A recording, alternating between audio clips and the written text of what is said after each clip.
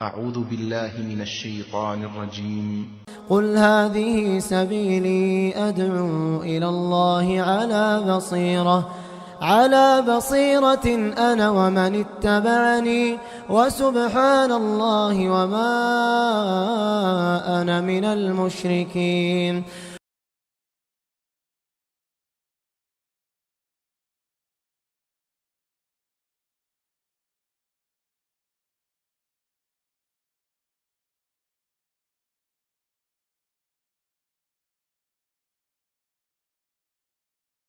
إن الحمد لله نحمده ونستعينه ونستغفره ونؤمن به ونتوكل عليه ونعوذ بالله من شرور أنفسنا ومن سيئات أعمالنا. من يهده الله فلا مضل له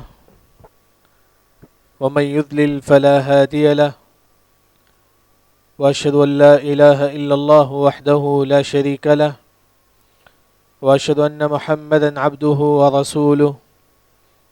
أما بعد، فإن خير الحديث كتاب الله، وخير الهدي هدي محمد صلى الله عليه وسلم، وشر الأمور محدثاتها، وكل محدثة بدعة، وكل بدعة ضلالة، وكل ضلالة في النار.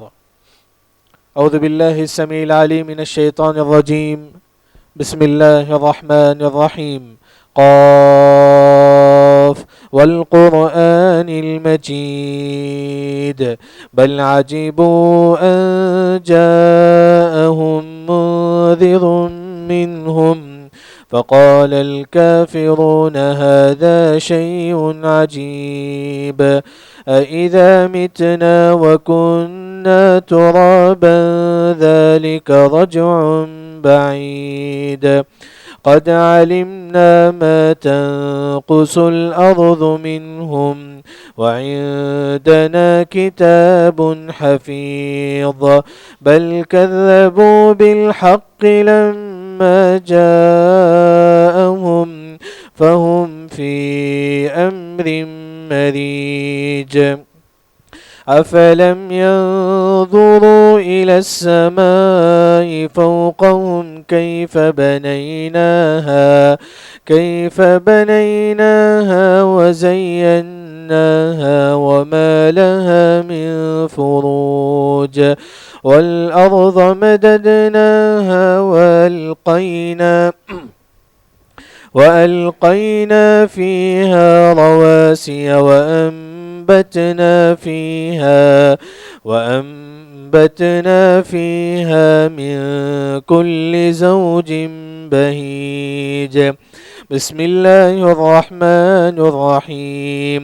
والعصر إن الإنسان لفي خسر إلا الذين آمنوا وعملوا الصالحات وتواصوا بالحق وتواصوا بالصبر. سب سے پہلے ہر قسم کی حمد و ثنا کبریائی بزرگی اسی اکیلا رب العالمین کے لیے لائق و زیبا ہے، جو تمام انسانیت کا پالنہار ہے، خالق ہے، مالک ہے، رازق ہے۔ اس کے بعد آخر النبی محمد مصطفیٰ احمد مجتبیٰ صلی اللہ علیہ وسلم پر لاکھوں کروڑوں درود و سلام ہو، جو تمام انسانوں کے لیے ہادی اور مبشر بنا کر بھیجے گئے تھے۔ جیسا کہ میں نے آپ کے سامنے سورۃ العصر کی تلاوت کی ہے، آج اس خطبہ جمعہ میں سورہ عصر کی تفسیر سے مجھے اور آپ کو کیا فائدہ ملتا ہے اس کے متعلق کچھ مختصر آپ کے سامنے روشنی ڈالوں گا، کیونکہ اللہ تعالیٰ نے اس قرآن کو نازل کیا اور کہا کہ کتاب انزلناہ الیک مبارک لیدبروا آیاتہ، اے لوگو تم اس قرآن پر غور و فکر کرو۔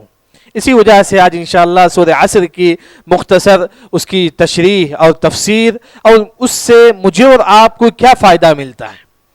سب سے پہلے یہ سورۃ العصر بڑا عظیم سورت ہے، بہت ہی عظیم سورت ہے، بلکہ امام نووی کی جو کتاب المجموع اس میں انہوں نے امام شافعی کا قول نقل کرتے ہیں۔ امام شافعی نے کہا کہ الناس فی غفلہ عن هذه السورہ، لوگ سورہ عصر میں غور و فکر نہیں کرتے۔ کون فرماتے ہیں؟ امام شافعی۔ کیوں؟ کیونکہ سورہ عصر ایک عظیم سورت ہے، بلکہ اگر کوئی مسلمان بولتا عظیم صورت ہے تو الحمدللہ کوئی بات نہیں، لیکن ایک کافر کی زبان سے آپ سن سکتی ہیں کہ عظیم صورت ہے، ایک کافر کی زبانی۔ آپ دیکھیں کہ امام ابن کثیر رحمہ اللہ نے ایک واقعہ نقل کرتے ہیں، یہ واقعہ عمرو بن عاص رضی اللہ عنہ، ابھی اسلام نہیں قبول کیے تھے، ابھی انہوں نے اسلام نہیں قبول کیے تھے، ابھی وہ کفر کی حالت میں تھے۔ عمرو بن عاص سیدھا جاتی ہیں مسیلمہ کذاب کے پاس۔ مسیلمہ کذاب پوچھتا ہے کہ عمرو بن عاص محمد پر کون سی صورت نازل ہوئی صلی اللہ علیہ وسلم؟ یہ عمرو بن عاص ابھی کافر تھے، انہوں نے کہا کہ ایک صورت نازل ہوئی، سورۃ بلیغۃ وجیزہ، ایک عظیم صورت نازل ہوئی ہے۔ کون فرماتے ہیں؟ عمرو بن عاص، ابھی انہوں نے اسلام نہیں قبول کی، بلکہ اس کے بعد پڑھ کر سناتے ہیں کہ والعصر ان الانسان لفی خسر الا الذین آمنوا وعملوا الصالحات وتواصوا بالحق وتواصوا بالصبر۔ عمرو بن عاص ابھی اسلام نہیں قبول کی، اس کے باوجود بھی عظیم صورت پڑھ کر سناتے ہیں مسیلمہ کذاب کے پاس۔ اس کے بعد چند دنوں کے بعد عمرو بن عاص رضی اللہ عنہ اسلام قبول کر لیتے ہیں، یعنی کہ بڑی عظیم صورت ہے۔ اسی وجہ سے امام شافعی رحمہ اللہ نے فرمایا کہ لو ما انزل اللہ الا هذه السورة لکفتهم، صرف قرآن میں سورہ عصر ہوئی ہوتا یہ میرے اور آپ کی ہدایت کے لیے کافی ہو جاتا ہے۔ صرف یہ ایک صورت، اگر آپ سورہ عصر پر غور کریں گے یہ میرے اور آپ کی ہدایت کے لیے کافی ہو جائے گا۔ چلیے ہم سورہ عصر کی تفسیر دیکھیں گے۔ اس کی تفسیر دیکھنے سے پہلے آپ دیکھیں گے کہ صحابہ اس سورت کی کتنی اہمیت رکھتے تھے، صحابہ کے پاس کیا مقام تھا اس سورت کا۔ طبرانی کی روایت سے صحابہ جب آپس میں ملتے، جیسا کہ ہم لوگ آپس میں ملتے تو کیا کرتے؟ سلام کرتے۔ میں زید سے ملتا ہوں کہتا ہوں کہ السلام علیکم ورحمۃ اللہ، لیکن صحابہ جب زید سے ملتے سلام کرنے سے پہلے بولتے کہ والعصر ان الانسان لفی خسر الا الذین آمنوا وعملوا الصالحات وتواصوا بالحق وتواصوا بالصبر، یعنی کہ سب سے پہلے سورہ عصر کی تلاوت کرتے، اس کے بعد صحابہ دوسروں کو سلام کرتے۔ یہ سنت ہم سے چھوٹی ہوئی ہے، صحابہ جب آپس میں ملتے سلام کرنے سے پہلے سورہ عصر کی تلاوت کرتے، اس کے بعد آپس میں ایک دوسرے کو سلام کرتے۔ علماء نے کہا کہ یہ سورت یہ جو سنت جو ہے نا ہم سے چھوٹی ہوئی ہے۔ کیوں پڑھتے تھے صحابہ آپس میں جب ملتے وقت سورہ عصر؟ کیونکہ اس سورت میں بڑا عظیم معنی ہے، اگر کوئی مسلمان اس پر غور کرے گا تو اسے بڑا عظیم خزانہ اسے نظر آئے گا۔ سب سے پہلی جو آیت ہے والعصر، زمانے کی قسم۔ والعصر کی اگر آپ تفسیر دیکھیں گے مختصر طور پر 3 تفسیر ہے۔ یہ کہ اللہ نے والعصر کا مطلب ہماری زندگی کتنی ہے؟ 60 سال 70 سال اللہ اس کی قسم کھاتے ہیں، یعنی کہ آپ کی عمر کتنی ہے؟ 60 سال 70 سال، اللہ نے ہر ایک انسان کی عمر کی اللہ قسم کھاتے ہیں۔ والعصر، ہماری زندگی کتنی ہے؟ اللہ اس کی قسم کھاتے ہیں۔ ہر انسان کی زندگی کتنی ہے؟ اللہ اس کی قسم کھاتے ہیں، یعنی کہ ہماری جو 60 سال 70 سال کی زندگی بڑا قیمتی ہے، یاد رکھیں۔ یہ کہ ایک لمحہ ایک مسلمان کو عبادت میں گزارنا چاہیے، یہ کہ ایک لمحہ، بلکہ امام ابن قیم رحمہ اللہ نے مفتاح دار السعادہ میں کہتے ہیں کہ اگر کوئی مسلمان جتنی سانس اسے آتی ہے، سانس جب بچہ پیدا ہونے سے لے کر مرتے دم تک ہم سانس لیتے ہیں، جب سانس نکلتی ہے تو ہماری روح قبض ہو جاتی ہے، ہماری موت ہو جاتی ہے، یعنی کہ جتنی سانس چلتی ہے اگر اتنی مرتبہ بھی اللہ کا ذکر کریں گے تو تب بھی کم ہے، تب بھی کم ہے، یاد رکھیں۔ یعنی کہ ہماری جو زندگی ہے جس کی اللہ نے قسم کھائی ہے والعصر کے ذریعے سے، یہ قیمتی زندگی ہے۔ اس زندگی کو ایک مسلمان عبادت میں گزارے، جتنا ہو سکے عبادت میں گزارے۔ قرآن کی تلاوت، قرآن کو سمجھنا، حدیث کی تلاوت، حدیث پڑھو، سمجھو، دین کی تعلیم پھیلاؤ، یہ اصل زندگی ہے ہماری۔ بلکہ امام ذہبی نے اپنی کتاب تذکرۃ الحفاظ میں یہ ذکر کرتی ہیں کہ حماد بن سلمہ رحمہ اللہ، انہوں کے بارے میں آتا ہے کہ وہ کبھی ہنستے نہیں تھے، کبھی ہنستے نہیں تھے۔ لوگوں نے کہا کہ زیادہ سے زیادہ قرآن کی تلاوت کرتے تھے، یا قرآن پڑھتے تھے، یا قرآن سمجھتے تھے، یا دوسروں کو تعلیم دیتے تھے، بس۔ کیونکہ اللہ نے قسم کھائی ہے ہماری زندگی کی، یہ جو 60 سال 70 سال کی جو زندگی ہے یہ بڑا قیمتی وقت ہے۔ اسی وجہ سے ایک مسلمان اس وقت کو غنیمت سمجھ کر جو ہے نا زیادہ سے زیادہ عبادت کرے۔ دوسری جو تفسیر ہے والعصر کی، یہ عصر کی نماز، یہ عصر کی نماز کے اللہ تعالیٰ قسم کھاتے ہیں۔ اسی وجہ سے حدیث میں آتا ہے کہ من ترک صلاۃ العصر فقد حبط عملہ، جو عصر کی نماز نہیں پڑھے گا اس دن کے تمام اعمال اللہ تعالیٰ برباد کر دیں گے۔ اگر کوئی مسلمان جمعے کے دن عصر کی نماز نہیں پڑھتا ہے، جمعے کے دن جو نیکی کیا اللہ اس کو تمام برباد کر دیتے ہیں۔ اگر کوئی ہفتے کے دن عصر کی نماز نہیں پڑھتا ہے، اس دن جو نیکی کیا اس نے وہ تمام نیکی برباد ہو جاتے ہیں۔ بلکہ بخاری مسلم کی ایک اور روایت میں آپ صلی اللہ علیہ وسلم نے فرمایا کہ من ترک صلاۃ العصر فکأنما اتر اہلہ ومالہ، یعنی کہ عصر کی نماز آپ کے بزنس سے بہتر ہے، عصر کی نماز آپ کے بال بچوں آپ کے خاندان سے بہتر ہے. یاد رکھیں، حدیث میں آتا ہے کہ اگر کوئی مسلمان عصر کی نماز چھوڑ دیتا ہے گویا کہ اپنے مال کو اپنے خاندان کو برباد کر دیا. اسی وجہ سے عصر کی نماز کی بڑی اہمیت ہے. تو دوسری جو تفسیر ہے وہ العصر کی، جس کی اللہ تعالیٰ قسم کہتی ہیں عصر کی نماز کی. تیسری جو تفسیر ہے وہ ہے کہ عصر کا جو وقت ہوتا ہے وہ بھی بڑا عظمت والا وقت ہے. یہ عصر کا جو وقت ہے ظہر کے بعد سے لے کر مغرب سے پہلے تک جو وقت ہے، عصر کی نماز کے بعد سے لے کر مغرب کی اذان سے پہلے تک، یہ بڑا قیمتی وقت ہے. بلکہ اہل علم نے کہا کہ اس سے پہلے جو امتی آ کرتے، موسیٰ علیہ السلام کی قوم میں بھی عصر کا وقت کی بڑی قیمتی وقت تھا، بڑی تعظیم کرتے تھے اس وقت کی. نوح علیہ السلام بھی اپنے قوم میں عصر کے وقت کی بڑی تعظیم کرتے تھے. یہ جو وقت ہے بڑا قیمتی وقت ہے. کیوں قیمتی وقت ہے؟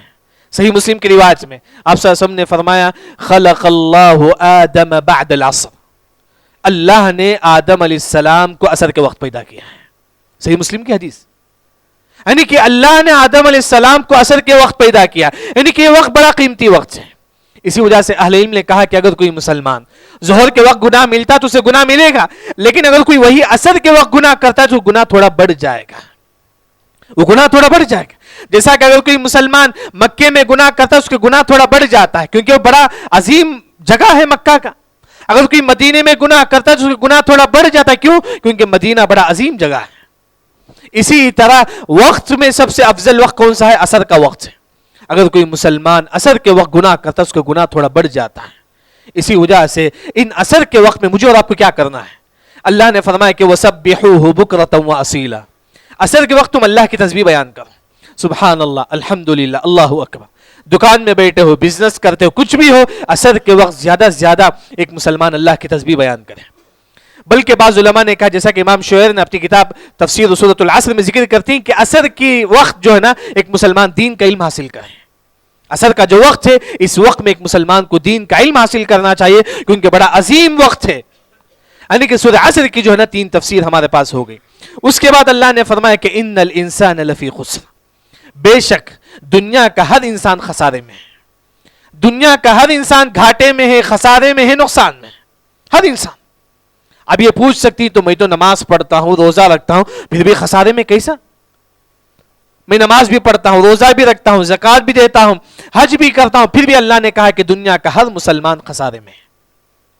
کیا مطلب ہے؟ اگر آپ یہ ایک لمحہ بھی اگر آپ اللہ کا ذکر نہیں کرتی تو آپ خسارے میں ہیں. ایک لمحہ بتا، 5 منٹ کی بات نہیں، یہ 1 منٹ بھی اگر اللہ کا ذکر نہیں کریں گے تو آپ خسارے میں ہیں. دلیل کیا ہے؟ بیہقی کی روایت سے آپ صلی اللہ علیہ وسلم نے فرمایا کل قیامت کے دن حشر کے میدان میں لوگ کہیں گے من استجع مضجعا لم يذكر الله فی کان علیہ طرة یوم القیامہ. کل حشر کے میدان میں لوگ بولیں گے کہ کاش میں تھوڑی دیر دنیا میں جو سویا تھا اس وقت بھی اللہ کا ذکر کیا ہوتا تو کتنا اچھا ہوتا. افسوس کے ساتھ کہے گا، افسوس کے ساتھ کہے گا کاش میں تھوڑی دیر کے لیے بیٹھا تھا دنیا میں اس وقت بھی اللہ کا ذکر کیا ہوتا تو کتنا اچھا ہوتا. یعنی کہ اگر آپ اللہ کا ذکر نہیں کریں گے ان اوقات میں گویا کہ آپ خسارے میں. اسی وجہ سے آپ صلی اللہ علیہ وسلم کے بارے میں آتا ہے کہ یذکر اللہ علی کل احیان، ہر لمحے ہمارے نبی اللہ کا ذکر کرتے تھے، ہر وقت ہمارے نبی صلی اللہ علیہ وسلم اللہ کا ذکر کرتے تھے. یہ کہ اگر آپ اللہ کا ذکر نہیں کریں گے تو گویا کہ آپ خسارے میں. دوسرا خسارے میں ہی تو آپ بتائیے کہ ہم میں سے کتنے ایسے مسلمان ہیں جو ہم نے جنازے کی نماز پڑھا ہے؟ کل ہم نے جنازے کی نماز پڑھا ہے، کب ہم نے جنازے کی نماز پڑھا ہے؟ ہم میں سے کتنے ایسے لوگ ہیں؟ کتنے ایسے لوگ ہیں؟ یعنی کہ اگر آپ جنازے کی نماز نہیں پڑھتی تو گویا کہ آپ خسارے میں. ہم لوگ کبھی کبھی ریلیشن کا کسی کا انتقال ہوتا ہے تو ہم جنازے کی نماز پڑھتے ہیں، جبکہ جنازے کی نماز جب آپ کو موقع ملے، معلوم ہے کہ اس مسجد میں جنازے کی نماز ہوتی ہے، آپ جائیے. عبداللہ بن عمر رضی اللہ عنہ کو جب معلوم ہوا اگر کوئی مسلمان جنازے کی نماز پڑھتا ہے احد پہاڑ کے اتنا ثواب اللہ تعالیٰ دیتے ہیں. عبداللہ بن عمر رضی اللہ عنہ فرماتے ہیں کہ کم ضیعنا قراریط، افسوس کے ساتھ کہتی کہ ہم نے کتنی نیکیوں سے ہم محروم ہو گئے. یعنی کہ واجب تو ادا کرنا ہے، اگر آپ نفل نماز بھی چھوڑ دیں گے، سنت نماز بھی چھوڑیں گے، گویا کہ آپ خسارے میں. ہم میں سے کتنے ایسے لوگ ہیں آج ہم نے صلاۃ الضحیٰ پڑھا ہے؟ ہم میں سے کتنے ایسے لوگ ہیں دن و رات میں 12 رکعت سنت کا اہتمام کیا؟ ہم نے سے کتنے ایسے لوگ ہیں جو صدقہ و خیرات ہمیشہ کرتے ہیں؟ گویا کہ نفل عبادت بھی نہیں کرنا اپنے آپ کو خسارے میں ڈال دیتا ہے. ہاں آپ ہر مسلمان یہ چاہتا ہے کہ ہم خسارے سے بچیں. میری بھی خواہش ہے کہ میں بھی خسارے سے بچوں, میں بھی نقصان سے بچوں. آپ کی خواہش ہے کہ آپ بھی نقصان و خسارے سے بچیں. آپ کو 4 کام کرنا ہے. وہی اللہ نے فرمایا کہ الا الذین آمنوا وعملوا الصالحات وتواصوا بالحق وتواصوا بالصبر. سب سے پہلے ایمان لانا ہے.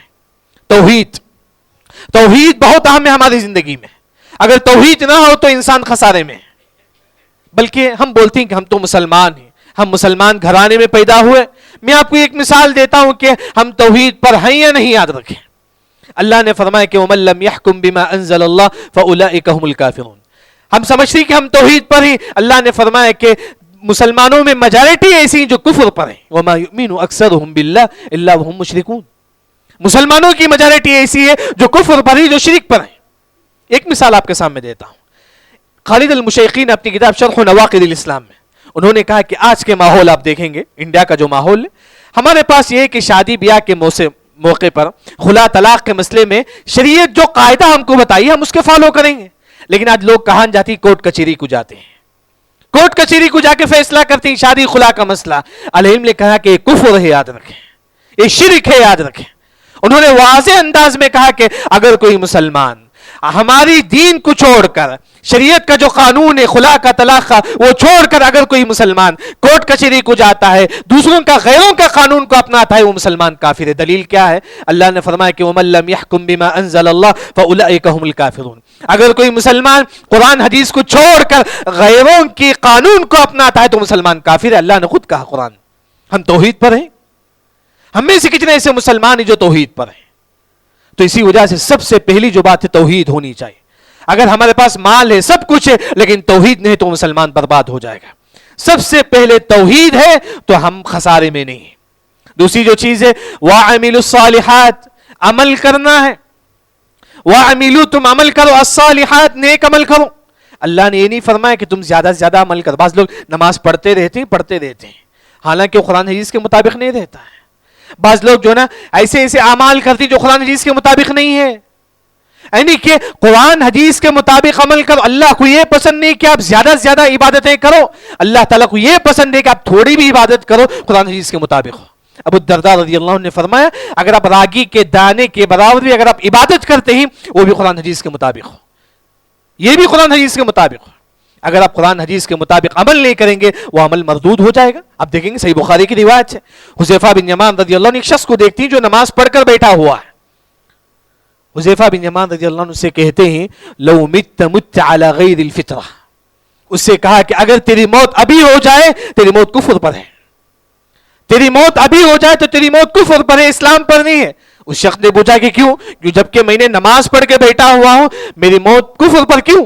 حذیفہ بن یمان رضی اللہ عنہ نے فرمایا کہ تم نے لا یتم الرکوع ولا یتم السجود, تم نے اس طرح نماز نہیں پڑھا جس طرح آپ نے نماز پڑھا ہے.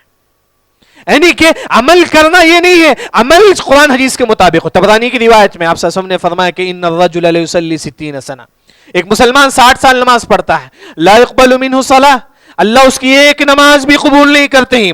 صحابہ نے بڑے تعجب سے پوچھا کہ من ہم یا رسول اللہ, اللہ کے رسول کون ہی جو 60 سال نماز پڑھے پھر بھی اس کی نماز قبول نہیں ہوئی؟ تو آپ صلی اللہ علیہ وسلم نے فرمایا کہ وہ شخص ہے جو نبی کے بتائی ہوئے طریقے کے مطابق نماز نہیں پڑھتا ہے. یعنی کہ عبادت زیادہ کرنا اللہ کو یہ پسند نہیں, عبادت قرآن حدیث کے مطابق ہو یہ اللہ تعالیٰ کو پسند ہے. وہی اللہ نے فرمایا کہ وَعَمِلُوا الصَّالِحَاتِ. دوسرا, اگر آپ خسارے سے بچنا چاہتے ہو تو قرآن حدیث کے مطابق زندگی گزارو, قرآن حدیث کے مطابق نماز پڑھو. ہر عمل بزنس قرآن حدیث کے مطابق ہو, حلال سے بچنا, حلال ادا کرنا, حرام سے بچنا, سود سے بچنا, یعنی کہ جو حرام چیزیں اس سے بچنا چاہیے. دوسرا جو عمل ہے وَعَمِلُوا الصَّالِحَاتِ. تیسرا وَتَوَاصَوْا بِالْحَقِّ. وَتَوَاصَوْا کا اصل معنی کہ میں آپ کو نصیحت کرتا ہوں آپ مجھے نصیحت کرتے ہیں. وَتَوَاصَوْا کا اصل معنی میں آپ کو نصیحت کرتا ہوں کہ آپ مجھے نصیحت کرتے ہیں. کس کی؟ الحق. الحق کی 3 تفسیر ہے. ایک ہے کہ توحید, میں آپ کو توحید کی دعوت دیتا ہوں آپ مجھے توحید کی دعوت دیتے ہیں. یعنی کہ اس آیت کا مطلب یہ ہے آپ دوسروں کو توحید کی دعوت دو. آپ ٹرین میں جاتے ہیں, کوئی تعویذ پہنا ہے, آپ بتاؤ کہ من علق تمیمۃ فقد اشرک, جس نے تعویذ لگایا اس نے شرک کیا. یعنی کہ آج ہمارے پاس مسئلہ کیا ہے، ہم غازہ کا مسئلہ اٹھاتے ہیں، غازہ میں ایسی تکلیف ہوتی ہے، ہم یہ اس مسئلے کو ہماری محفلوں میں بات کرتے ہیں، ہماری محفل ایسی ہوتی کہ وہاں ایسا ہوتا ہے، وہاں ایسا ہوتا ہے، جبکہ آپ کا بھائی مشرک ہے، آپ کا خاندان میں کوئی مشرک ہے، آپ کے پڑوسی میں کوئی مشرک ہے، ہم اس کی پرواہ نہیں کرتے، جبکہ ہر مسلمان پر واجب ہے کہ ہمارا جو ریلیشن ہے ان میں سے کوئی مشرک ہے ہم اس کو دین کی دعوت دیں گے، وَتَوَاصَوْا بِالْحَقِّ، توحید کی دعوت دیں گے۔ دوسری جو تفسیر ہے الحق کے بعض علماء نے، بعض صحابہ نے کہا کہ القرآن، تم دوسروں کو بولو کہ تم قرآن پڑھو، شوہر بیوی بولے گی، شوہر بیوی سے کہے گا کہ تم قرآن پڑھو، شوہر بیوی سے بولے گا کہ شوہر بیوی سے بولے گی کہ تم قرآن پڑھو، یعنی کہ آپس میں بھائی بھائی سے بولے گا کہ تم آج قرآن پڑھے۔ ہم نے کبھی دوسروں سے سوال کیا ہے کیا آج آپ نے قرآن پڑھا ہے؟ میں میرے بارے میں جانتا ہوں، یاد رکھیں، آپ اپنے بارے میں جانتی کہ ہم نے کبھی بھی یہ سوال کیا کہ کیا آپ نے آج قرآن پڑھا ہے؟ نہیں۔ ہمارے بچوں سے ہم نے کبھی پوچھا کہ کیا آج آپ نے قرآن پڑھا ہے؟ نہیں۔ اگر آپ یہ نہیں کریں گے تو آپ خسارے میں رہیں گے، یاد رکھیں۔ وَتَوَاصَوْا بِالْحَقِّ، حق کی وصیت، نیکی کا حکم دینا یہ ہر مسلمان پر واجب ہے۔ لیکن یہ ایک مسئلہ، بعض لوگ بولتے ہیں کہ میں خود برائی کرتا ہوں تو میں نیکی کا حکم کیسے دوں گا؟ اب میں خود برائی کرتا ہوں تو نیکی کا حکم کیسے دوں گا؟ دیکھیے اہل علم نے کہا کہ اگر آپ بھی برائی کرتی ہیں، چھوڑیے انشاءاللہ اللہ آپ کو ہدایت دے گا، لیکن نیکی کا حکم آپ دیجیے۔ سامنے کوئی برائی دکھتا ہے تو آپ اسے روکیے، وَتَوَاصَوْا بِالْحَقِّ، یہی ہے، سامنے برائی دکھتی ہے اسے روکو، کیونکہ حدیث میں آتا ہے کہ اِذَا رَأَى الْمُنْكَرَ، جب آپ برائی کو دیکھتے ہو فَلَمْ يُغَيِّرُوهُ، برائی کو نہیں روکتے ہو، أَن يَعُمَّهُمُ اللَّهُ بِعَقَابِهِ، اللہ تعالیٰ کا عذاب تمام لوگوں پر آئے گا۔ یہ بارش کیوں نہیں ہوتا؟ کیونکہ ہم نے لوگوں کو برائی پر نہیں روکا ہے، ہم نے امر بالمعروف والنہی عن المنکر کا کام انجام نہیں دیا ہے، اسی وجہ سے بارش نہیں ہوتی ہے۔ یہ بھی عذاب ہے بارش نہیں ہونا، وہی اللہ نے فرمایا کہ یہ جو عذاب جو آئے گا تمام لوگوں پر آئے گا۔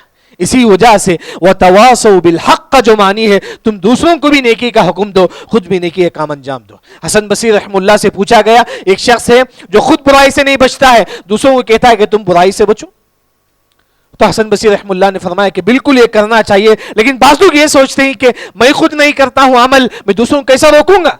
حسن بصری رحم اللہ نے فرمایا کہ یہ شیطان کا وسوسہ ہے، یہ شیطان کہتا ہے کہ آپ بھی برائی کرو، دوسرے بھی برائی کریں گے۔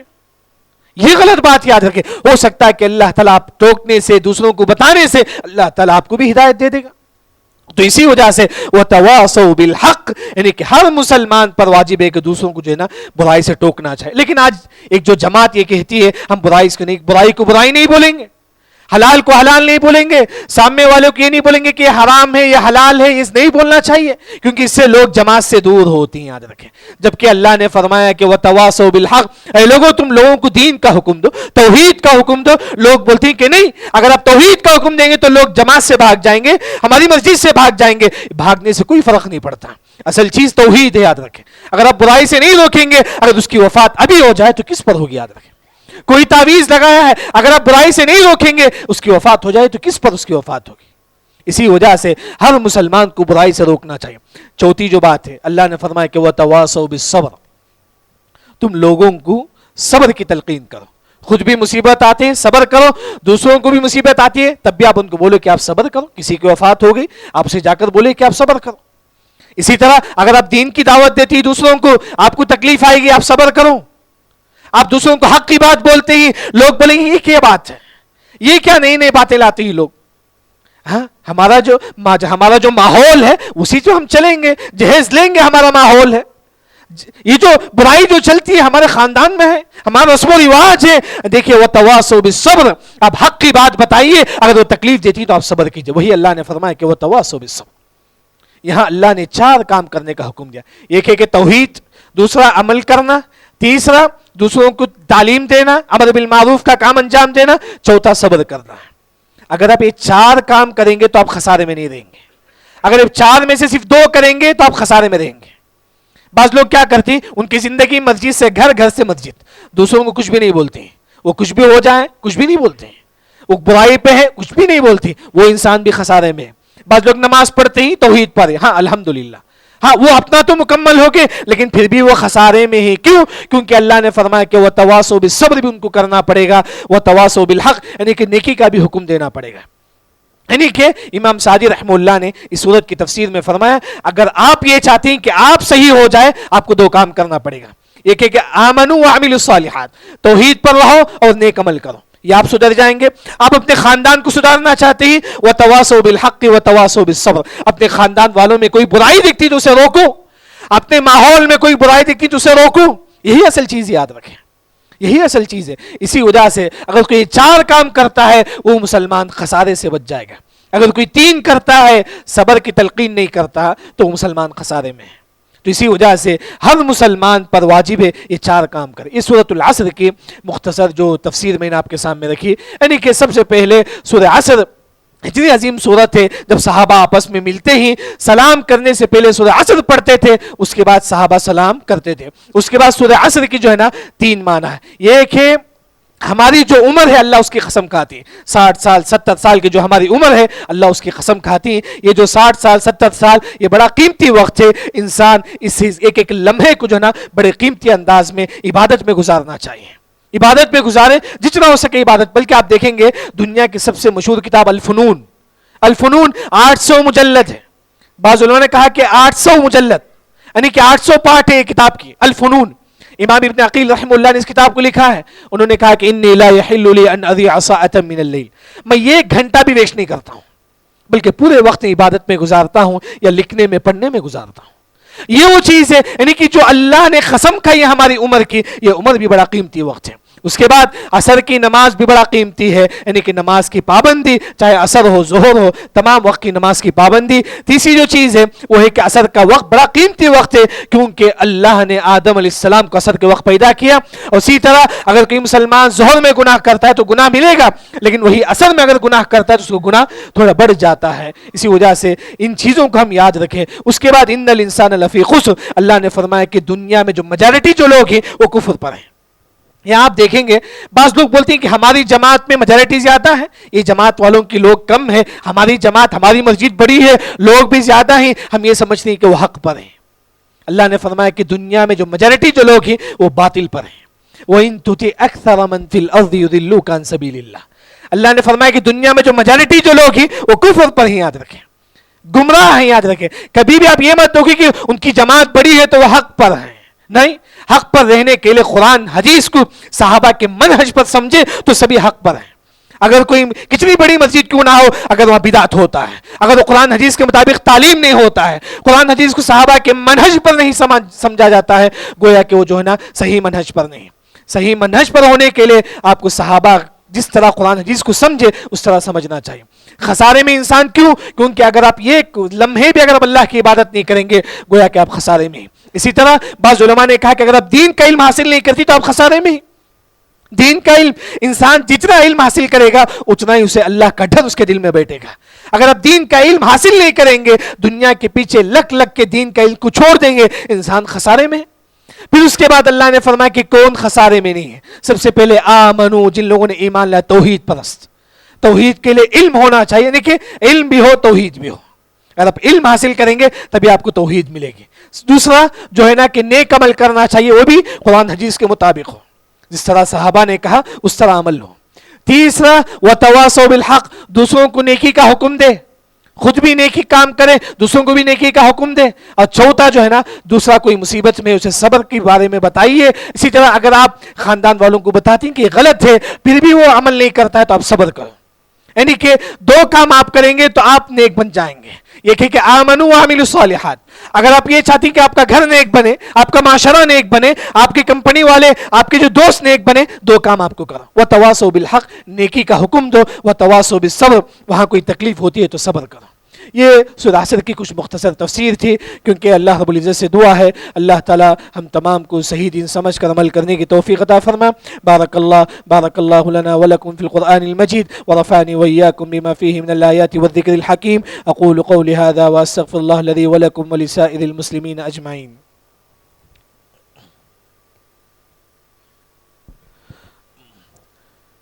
الحمد لله على إحسانه والشكر له على توفيقه وامتنانه وأشهد أن لا إله إلا الله وحده لا شريك له تعظيما لشانه وأشهد أن محمدا عبده ورسوله الداعي إلى رضوانه.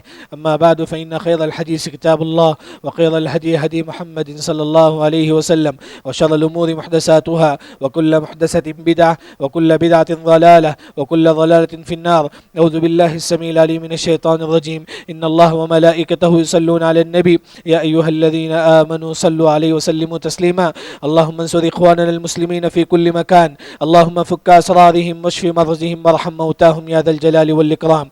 اللهم انصر إخواننا في غزة يا ذا الجلال والإكرام. اللهم تقبل شهداءهم وارحم موتاهم. اللهم إنا نسألك من كل خير خزائنه بيدك وأعوذ بك من كل شر خزائنه بيدك. اللهم تقبل منا يا أرحم الراحمين. إن الله وملائكته يصلون على النبي يا أيها الذين آمنوا صلوا عليه وسلموا تسليما. اللهم صل على محمد وعلى آل محمد كما صليت على إبراهيم وعلى آل إبراهيم إنك حميد مجيد. اللهم بارك على محمد وعلى آل محمد كما باركت على إبراهيم وعلى آل إبراهيم إنك حميد مجيد. إن الله يأمر بالعدل والإحسان وإيتاء ذي القربى وينهى عن الفحشاء والمنكر والبغي يعظكم لعلكم تذكرون. اذكروا الله يذكركم وادعوه يستجب لكم ولذكر الله أكبر والله يعلم ما تصنعون.